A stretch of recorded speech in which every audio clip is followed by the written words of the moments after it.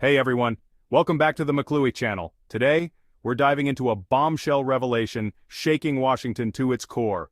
During a Senate hearing, an FBI official admitted to a document alleging President Biden took $5 million in bribes. Yes, you heard that right, $5 million in bribes. I've broken down this explosive exchange into key points you need to know. Trust me, you'll want to stick around for this one. Hit that subscribe button for more hard-hitting updates. Thank you, Mr. Chair. Senator Hawley.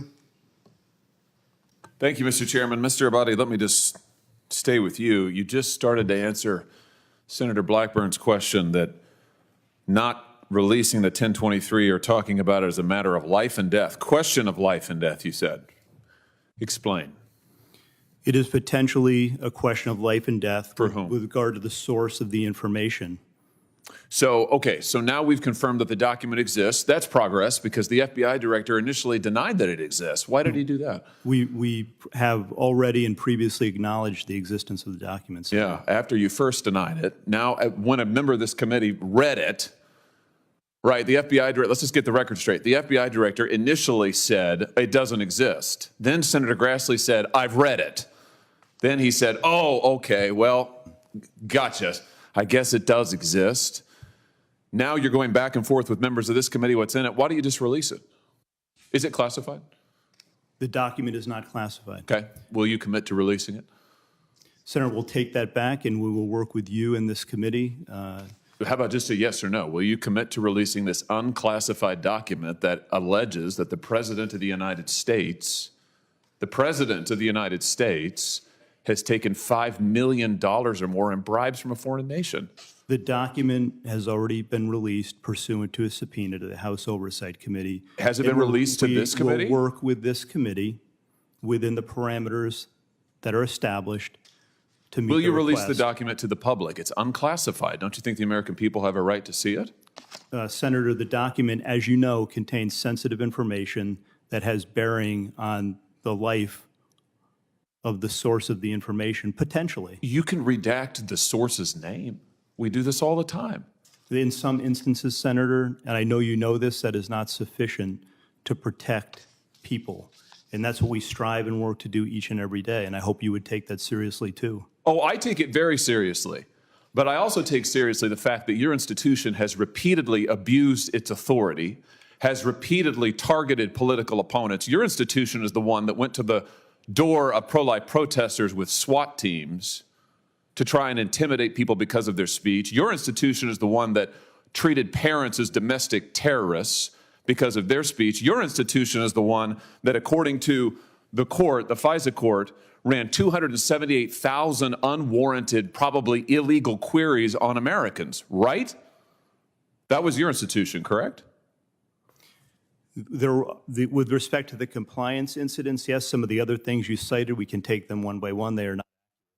Compliance, you would characterize the unlawful querying 278,000 times of American citizens as compliance issues? We've said before, I've said that totally unacceptable. Who's been fired for it? Individuals involved are handled through the disciplinary process. Who's been fired for it?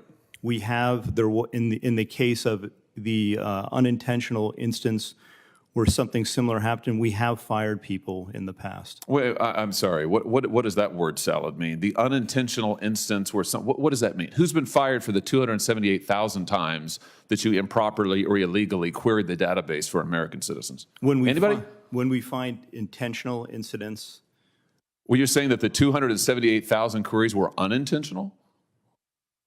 I believe that's correct. Wow, 278,000 times American citizens' information was queried by your agency unintentionally? That's your testimony? I would want to go back and check that, Senator. But well, that's what you just told me. My understanding is that the vast majority of Well, wait, that's different. You just said it was. You just said it was unintentional. Now it's the vast majority. Which is it? Do you know? I would want to go back and check it. So you don't know? My understanding is that likely all were unintentional. Likely all. So first it was all of them, then it was vast majority. Now it's likely all. So you don't know is the answer to the question. I don't know the answer as we sit here today, but I will find out and I will get back to you. Who was fired for the lies to the FISA court for the Carter Page warrant?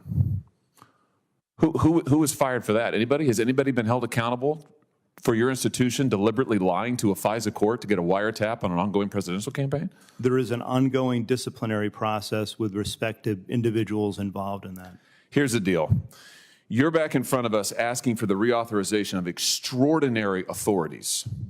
Multiple courts have uncovered extraordinary abuses perpetrated by your agency.